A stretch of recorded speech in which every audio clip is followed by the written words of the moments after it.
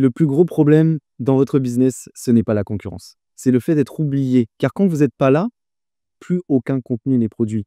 Et les gens oublient qui vous êtes, ce que vous faites et à quel point vous le faites bien. Je vous laisse regarder ça. Bon, on se retrouve pour parler d'un petit sujet, l'audience memorizing. Donc, c'est toi qui as inventé ce fameux terme. Et on se retrouve dans cette petite interview justement pour préciser un peu aux personnes qui ne comprennent pas ce terme. C'est vrai qu'il est un petit peu flou comme ça à entendre à l'oreille, mais je pense qu'en parlant, on va comprendre un petit peu mieux. Alors, pour toi, les clients qu'on rencontre, les prospects qu'on rencontre, oublient facilement ce qu'on fait? Ouais. Alors, c'est un phénomène qui est humain. On a une taille de mémoire qui est limitée. Le plus inquiétant, c'est que nos propres clients nous oublient. Parce que bon, quelqu'un qu'on a rencontré une fois à un événement, où on a sympathisé 5 minutes et il nous oublie une semaine après, c'est-à-dire qu'on n'est plus dans sa liste de priorités finalement, c'est compréhensible. Et le fait que nos clients nous oublient, alors ils n'oublient pas particulièrement notre existence. Et ce qu'ils oublient surtout, c'est ce qu'on fait et à quel point on le fait bien. Il est là le problème. Donc ouais, bien sûr, nos clients, nos prospects, nos leads, hein, et nos points de contact, c'est-à-dire des gens qu'on va rencontrer voilà, assez rapidement dans un événement, dans la rue, à une soirée entre amis, quelqu'un qu'on ne connaissait pas, ces points de contact, eux, évidemment, nous oublient extrêmement rapidement. Mmh. Tu as déjà perdu, une opportunité avec un client ou un lead justement parce qu'il a oublié ce que tu faisais? Bah, un lead, évidemment. Donc, on rappelle bien ce qu'est un lead. Un lead, c'est quand même quelqu'un qui a pris contact avec nous pour avoir une proposition, un conseil qui devait se transformer en business. OK? Si on parle toujours de lead, ça veut dire que bah, ce business-là s'est pas transformé. C'est-à-dire que, OK, il y a eu un contact et plusieurs semaines, voire plusieurs mois après, il n'y a toujours pas de business, il n'y a toujours pas de deal, c'est toujours pas devenu un client. Donc, il est évident que cette personne-là nous a oubliés. Mmh. OK?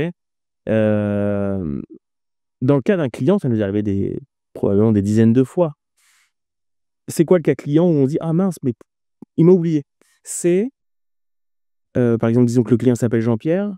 «Oui, Jean-Pierre, j'ai vu que tu avais fait travailler telle boîte pour refaire ton plafond». «Mais nous, on fait des plafonds». «Ah bon? Mmh. Ah bah, je savais pas que vous faisiez ça». C'est ça le cas typique d'un client qui nous oublie. D'accord. OK? Le deuxième impact, donc ça, c'est le premier impact et ça, on l'a forcément vécu plein de fois et toutes les boîtes le vivent. Le deuxième impact majeur et ça, c'est pas que les clients, c'est clients, prospects et contacts, c'est quelqu'un qui vous a oublié. C'est quelqu'un qui, lors d'une discussion naturelle et le plus simple à comprendre, c'est tu vas déjeuner, avec, un de tes partenaires. Ce partenaire-là te parle d'un besoin, je sais pas, par exemple, il avait besoin d'un site internet. Si moi je t'ai oublié, ça veut dire en gros si toi t'es pas top of mind dans mon esprit, je vais pas te recommander naturellement. Alors que si tu l'es, par exemple si tu es mon fils, bah, très vite je vais dire: «Ah bah, appelle mon fils, il fait des sites web». Tu vois ce que je veux dire? Mmh. Donc, on va dire, une vente additionnelle de perdus et des recommandations de perdus, ça bien sûr je l'ai vécu des dizaines, voire peut-être même des centaines de fois en 15 ans, mais surtout la plupart des boîtes le vivent. OK. Opèrent du business, ouais. Donc moi, je le sais parce qu'on en a discuté en off, l'audience memorizing, je sais ce que c'est. Mais pour les personnes justement qui nous regardent actuellement, ne savent pas ce qu'est, l'audience memorizing et pourquoi c'est une solution envers cette situation en particulier. En quelques mots, est-ce que tu pourrais définir simplement ce qu'est l'audience memorizing? L'audience memorizing, donc je parle plutôt d'un système d'audience memorizing. C'est une solution informatisée, informatique, digitale, qui permet de pallier à ce problème de mes clients, mes prospects, mes points de contact m'oublient. La solution normale, la solution la plus standard serait de appeler chaque semaine ou chaque mois, on va dire, tous ces clients. Donc, imaginons que tu as 100 clients, il faut saber 100 calls, des calls qualitatifs qui permettent de réexpliquer à tes propres clients ce que tu fais, c'est-à-dire la liste de des services, à quel point tu le fais bien, c'est-à-dire lui faire une sorte de conférence sur chaque service. Bref, c'est des calls de 10 heures fois 100 clients, ce qui serait déjà en termes à l'échelle du client infaisable. Et il faudrait faire exactement la même chose pour tes 1500 prospects d'accumuler sur les 10 dernières années et évidemment pour tes 100 000 points de contact que tu as eu toute ta vie. Bon, cette solution qui serait la plus naturelle, la plus normale, elle est infaisable mathématiquement, matériellement infaisable. Donc, une solution, un système d'audience memorizing, c'est quelque chose qui permet de faire ça, en grande partie, sans le verrou, sans la limite du temps homme. OK, ça a l'air plutôt miraculeux en parlant comme ça. Mais c'est quoi les ingrédients de cette recette qui font que justement ça marche? C'est-à-dire, C'est-à-dire comment est-ce qu'est composée cette techniquement, comment ça fonctionne? techniquement, comment ça C'est très fonctionne? simple. C'est un système qui permet de poster du contenu expliquant ce que tu fais et à quel point tu le fais bien sur les réseaux sociaux. Ok. Donc en gros, c'est en deux parties. Un, tu vas fabriquer un bloc de contenu, enfin, plusieurs contenus, qui sont en général soit des vidéos. Les vidéos, ce qui est bien, c'est que tu vois la personnalité, tu vois, ça s'en transpire l'expertise quand le mec sait de quoi il parle. Mais ça peut être aussi, donc c'est-à-dire, ou en remplacement, ou en complément des vidéos, des carousels, des posts textes, des posts plus photos, bref, du contenu, tous les contenus que tu peux voir sur n'importe quelle plateforme, de TikTok à LinkedIn, tu vas fabriquer ça en une fois. Ensuite, tout ce contenu est évidemment bien pensé, tu publies pas n'importe quoi, bien pensé. Tu vas le brancher à un système automatisé de posts, de publication, qui va en fait permettre j'ai produit une fois du contenu, et à partir de ce moment-là, toutes les semaines, sans aucune interruption, ce contenu va être posté.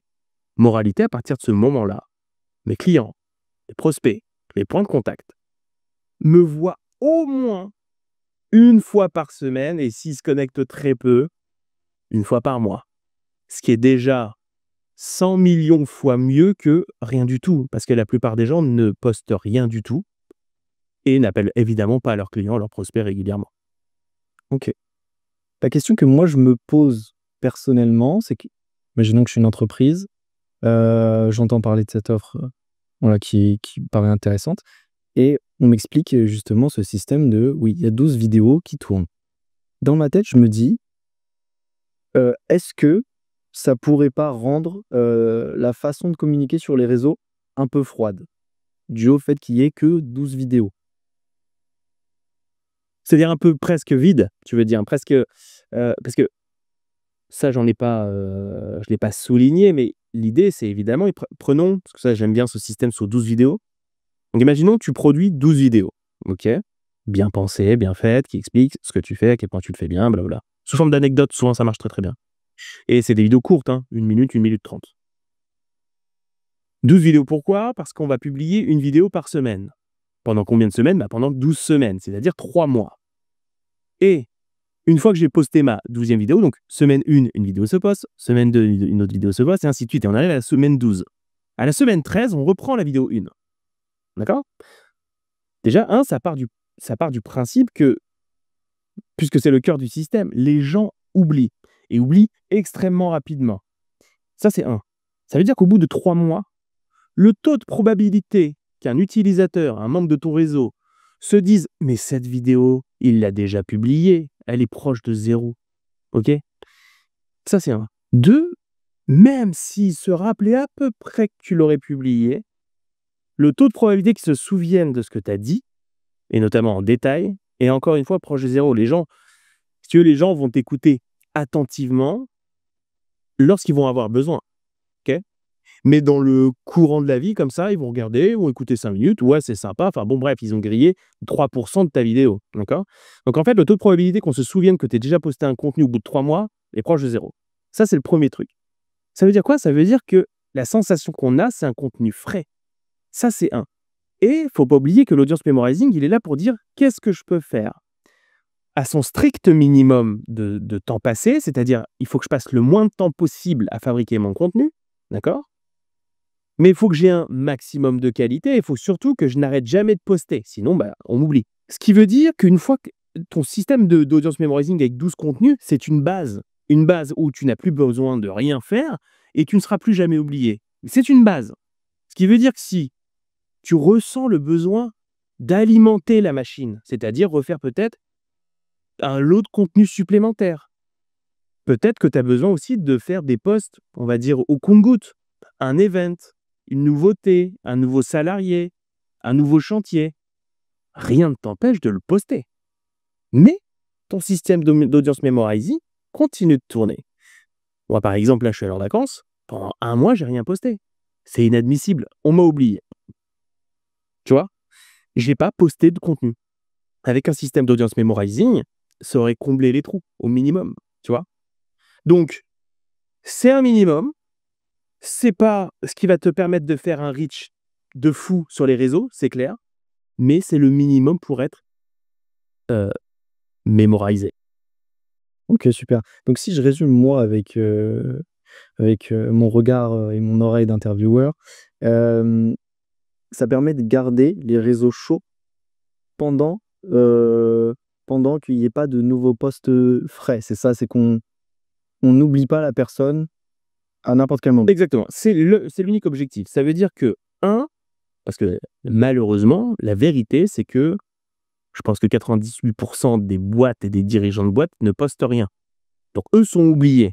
Donc entre eux être complètement oubliés ou avoir un système d'audience memorizing qui produit du contenu qualitatif, qui permet de savoir à quel point ce que tu fais et à quel point tu le fais bien, il y a déjà un monde énorme. Mais ça, c'est un premier step.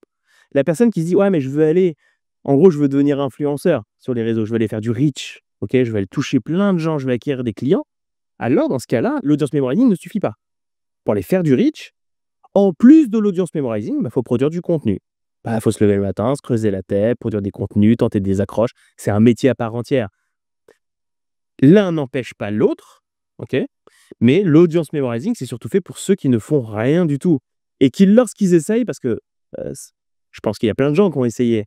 Ah, je vais le faire. Alors, ils sont chauds pendant 2 semaines. Puis 2 semaines après, il n'y a plus rien. Et puis, ils sont réoubliés. Donc ça, c'est un minimum pour ne jamais être oublié, mais ça ne produit pas le reach.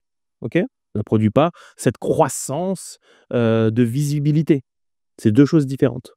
C'est justement la question que j'allais te poser, à propos de ces erreurs que font certaines entreprises qui prennent, les stagiaires, des membres de l'équipe pour réaliser justement le travail d'un expert, qui pourrait réaliser ça. Donc j'allais te poser pourquoi est-ce que c'était, justement entre guillemets «un défaut», de faire ça plutôt que le confier à une équipe professionnelle, oui. Déjà, que ce soit un stagiaire ou autre d'ailleurs, si c'est quelqu'un qui a un peu d'expérience, qui est talentueux ou qui au minimum se renseigne énormément sur ce qu'il faut faire, déjà c'est pas mal de faire quelque chose. Parce que le grand problème, c'est que les gens ne font rien. Ça, c'est le plus gros problème. Donc déjà, s'il y a quelque chose de fait, c'est cool. Mais ça change pas le problème. Le stagiaire, il vient. Ou peu importe, ou même un expert, il vient, produit du contenu, produit 12 contenus. Il les poste. Puis après, quand il s'en va, plus rien qui est produit. Il n'y a plus rien qui est posté. On nous oublie. C'est pas le problème. Ça, on va dire que sur le côté qualitatif, ouais, vaut mieux prendre un expert qu'un stagiaire. D'accord? Mais sur le côté quantitatif, tu peux amener n'importe qui. Tant que tu n'as pas ce système qui poste constamment, ça marche pas. Et quand tu es dans une logique de poster constamment, tu fabriques pas des contenus type événementiel. Genre, tu publies pas nous avons un nouveau client. Ben non. Pourquoi? Parce que dans le système d'audience memorizing, ce contenu, tu es censé le reposter 1 mois après, ou 2 ou 3 mois après. OK? Et du coup, c'est plus nouveau. Tu peux plus dire on est un nouveau client, d'accord? Donc, un système d'audience memorizing, c'est un contenu qui reste vrai tout le temps. OK? L'eau, ça mouille, le feu, ça brûle. C'était vrai hier, ça sera vrai demain, c'est vrai aujourd'hui, c'est vrai tout le temps. Ce qu'on appelle du contenu evergreen. Donc, c'est vraiment les mantras qui comptent, tu vois? Qu'est-ce que j'ai envie de dire? Quelles sont mes, si tu veux, mes règles du jeu? OK? C'est ça que tu essayes de mettre sur des contenus beaux et forts et de faire tourner, tourner, tourner, tourner. C'est globalement, vraiment, hein, quand tu fabriques un site web, une landing page ou un site vitrine, qu'est-ce que tu fais? Ce que tu dis, ce que tu fais, tu tentes de le prouver avec des preuves sociales, tu dis, tu as la partie à propos, ça peut être les clients en concert, ça peut être des study cases, tout ce que tu es censé dire sur un site web. En fait, tu l'empactes sous 12 contenus ou 36 contenus en fonction du volume que tu veux faire. Et c'est ça que tu branches dans un système de... C'est un site web, ce que j'aime appeler, tu vois, un site web, tu as une version, tu as une vision verticale. Tu arrives, hop, tu scrolls vertical. Bah, pour moi, un système d'audience memorizing, c'est un site web sous une forme horizontale. Et presque dans une profondeur Z, c'est-à-dire tu as le temps, tu as la notion de temps. C'est poster des morceaux de sites qui sont constamment postés, tu vois? Plutôt qu'un site web où tu arrives dessus, bon, bah, tu vois le contenu, tu t'en vas, tu oublies. Là, c'est un site web qui est en permanence autour de ton audience. Surtout que c'est beaucoup plus d'actualité, entre guillemets, ce genre de publicité, si je peux dire. C'est que maintenant, les gens sont beaucoup sur les réseaux sociaux. Je pense que ça convient bien aussi à l'époque actuelle. Bien sûr. Ok, bah, je te propose qu'on fasse un petit jeu de rôle. Imaginons que je suis un chef d'entreprise. Voilà, j'entends parler de l'audience memorizing. J'écoute ce podcast, je regarde des vidéos sur le sujet, je me renseigne. Donc là, je t'appelle, je fais allô Guillaume, voilà, ça m'intéresse. Comment est-ce que ça se passe concrètement là? Si je t'appelle, je te dis, ok, je veux de l'audience memorizing. Comment est-ce que ça se passe, le déroulé? Bah, c'est très simple. On va caler un premier rendez-vous. Donc déjà, je vais faire une proposition commerciale. Donc aujourd'hui, les prix, c'est simple. Comme je l'ai dit, tu as deux postes de coût, puisque tu as deux steps. Un, on va fabriquer du contenu. Deux, une fois qu'on a fabriqué ce contenu, on va le programmer pour qu'il soit posté en boucle. Ok, c'est ça. La production de contenu, à ce jour, tu vas avoir 3 offres. Une offre à 1 000 € qui consiste à faire 12 carousels, ok, 12 posts texte. Et ça, on le branche dans le système d'automatiser. Deux, soit tu as le pack uniquement vidéo. On fabrique 12 vidéos. On le branche dans le système. Ou le master pack. Le master pack, bah, c'est grosso modo les 12 vidéos, plus les 12 carousels, plus les 12 posts, qui fait 36 pièces de contenu, ce qui en fait permet de poster une vidéo, un carousel et un post texte par semaine. Ce qui étoffe fortement, tu vois. En gros, finalement, on dit la même chose que les 12 vidéos, mais dans des versions, dans des formats différents.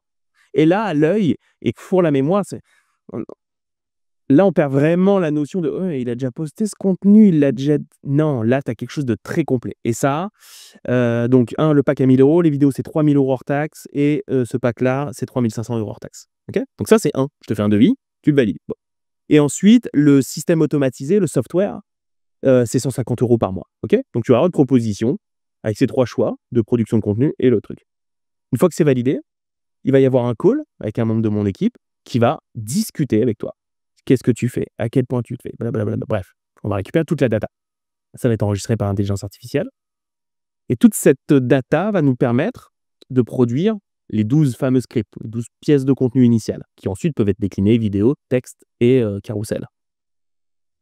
Ça veut dire qu'il y aura un deuxième call où on va valider ensemble ça. Et une fois que c'est bon, bah imaginons que c'est les vidéos. Une fois que c'est bon, date de tournage, une équipe de tournage vient, on tourne, c'est monté, c'est empaqueté, c'est branché, et ça roule.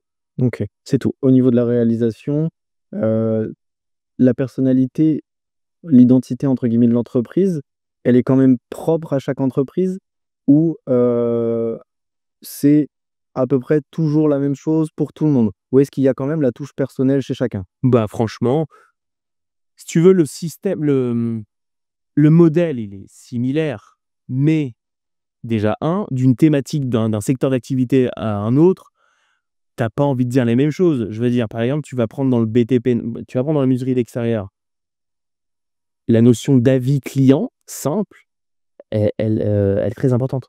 Okay, dans le bâtiment, c'est comme ça.